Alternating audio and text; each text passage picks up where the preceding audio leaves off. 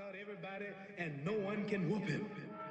Only last week, I murdered a rock, injured a stone, hospitalized a brick. I'm so mean, I make medicine sick.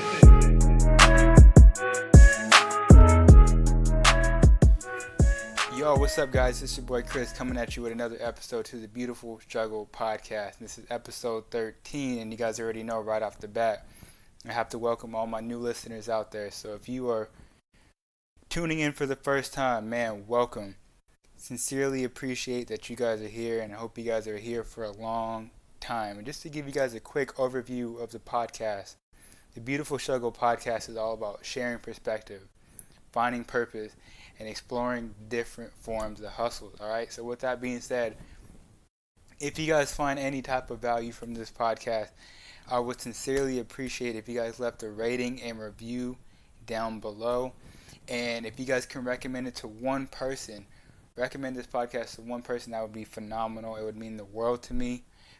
There's people out here that need to hear this message and that want to hear this message. And the only way for them to hear it is by you guys helping me out, leaving a rating and review down below, and just referring it to one other friend. You know, it would mean the absolute world to me. And with that being said, just this past Friday, my wife and I just watched the new Joker movie, and let me tell you, it was amazing. It was really, really, really good. I would rate it probably a 9 out of 10 or even a 10 out of 10. And a man that played the Joker, his name is Joaquin Phoenix. I think that's how you pronounce it. Man, his performance as the Joker was unreal. It was amazing. Phenomenal. Great performance. And, excuse me, his performance really got me thinking, what did he do or what did he have to do to push himself that far into greatness, to performing at such a high level? And we already know that most people that have done something spectacular or have achieved something great in this world has had to go through some type of battle at some type of level, right? So I went ahead and did some of my own research to see, what he had to go through mentally, physically to become the Joker. Because you guys already know, if you know the character of the Joker, this guy is like a psychotic lunatic that's a criminal, and that's really who the Joker is. So I can only imagine it's not an easy character to play. So as I was doing my research, I actually found out that Joaquin Phoenix had to lose about 52 pounds in just a couple months. Now, it didn't say how many months exactly. When they say a couple, I'm thinking 2 or 3. But man, 52 pounds, that's crazy. Like, and if you watch the film, you know exactly why he had to lose that much weight. But they said that his daily diet, his daily menu, literally included apples, lettuce, green beans, and some vitamins to help him get his proper minerals that he needed throughout the day. And that was literally it. And I know they wouldn't recommend losing weight like this, and I definitely wouldn't recommend losing weight like this. They say to lose 52 pounds gradually over a year would be considered healthy, but this guy did it in a couple months. So definitely would not consider doing that. Something else that he did that was kind of crazy to me as well is, as he was shooting the movie, Joaquin Phoenix, he actually moved to a whole new city. He got a whole new home.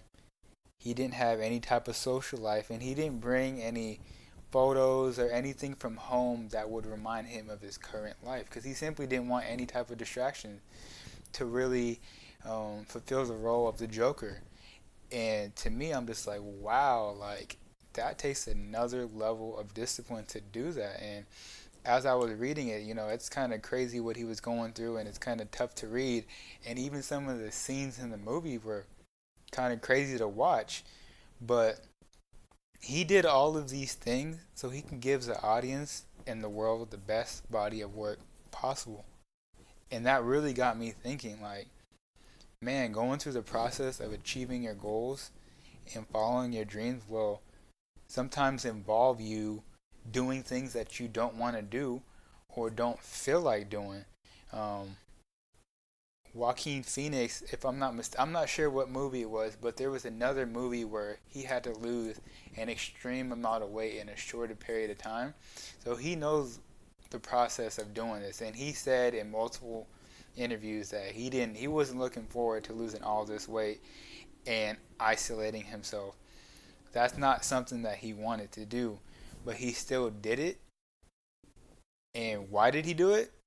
Because he was focused on the goal and not his feelings. And that's really what I wanted to get on here and talk to you guys about.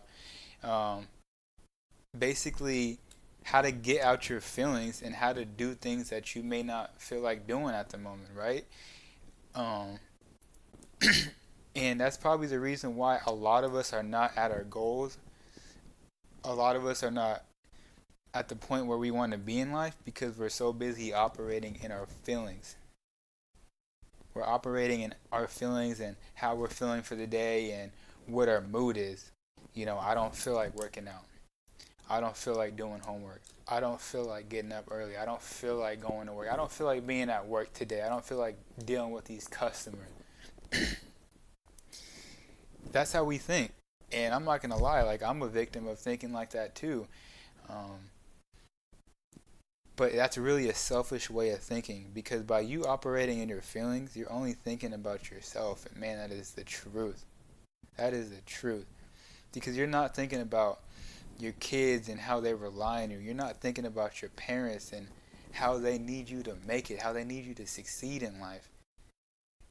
And you're probably not thinking about your wife and how she needs you to provide for the family. We're operating in our feelings and our moods and how we feel for today. And like I said, going through the process of achieving your goals and following your dreams will involve you doing things that you do not want to do, and will involve you doing things that you don't feel like doing.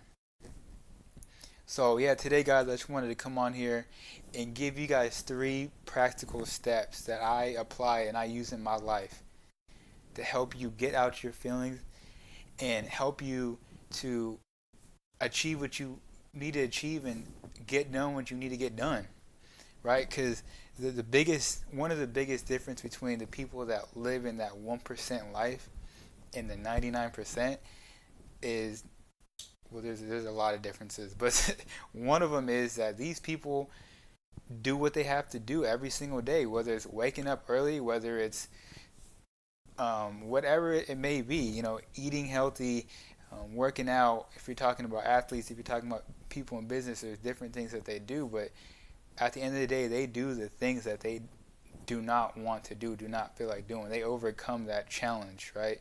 So here's 3 steps that I apply to my life that helps me with getting me out my feelings. And these are things that I study grades, and I see what they do, and I kind of just made my own 3 steps process to overcome that. So the first thing that I do is, and you should do as well, is to know what you want.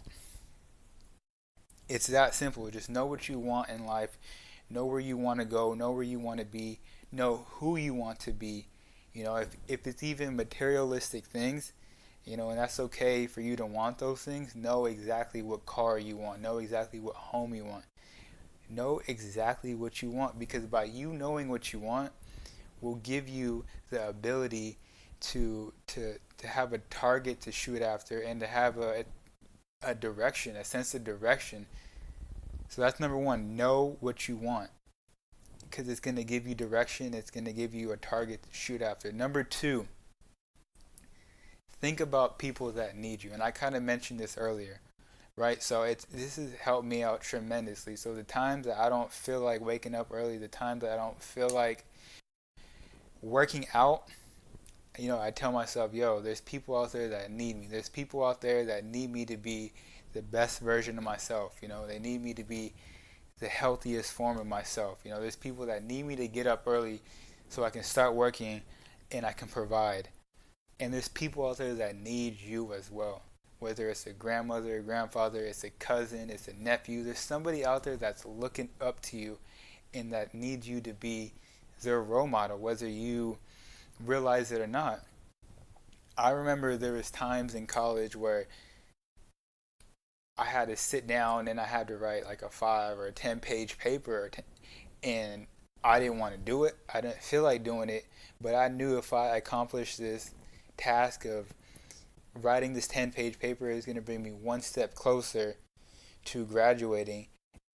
I was going to accomplish my goal of being the first person in my family to graduate college, and that was a goal and a tremendous accomplishment that I was able to achieve. So again, think about the people that need you. And if you unfortunately don't have people around you, you don't have any family around you or any friends, that's okay. Do it for the next generation. Do it for your kids, or do it for the people that are coming after you. Leave the world better than you found it. All right? So again, number 1, we'll do a quick overview. Know what you want. Number 2, think about the people that need you. Number 3, and the last step is start living by a strong set of principles and standards. So for example, if you guys know me, one principle I live by is I don't drink or do drugs at all. And most of the people that are around me, they know that, so they don't even bother with that, to be honest. But those are just simply my standards, and that allows me to have a strong will to say no when they offer me, a drink or drugs. And I'm not saying it's right or wrong, or you live your life, but for me, that is my standard that I live by. I don't drink and I don't do drugs. And for me, this prevents a whole lot of issues in my life. And for me, this breaks bondages and generational curses that need to be broken in my family by me not doing this and by me following my principles and my standards, right?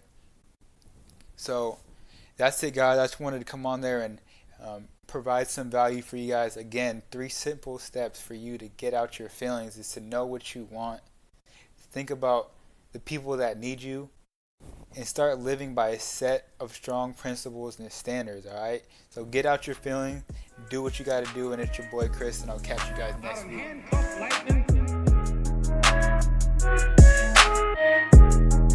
Throw thunder.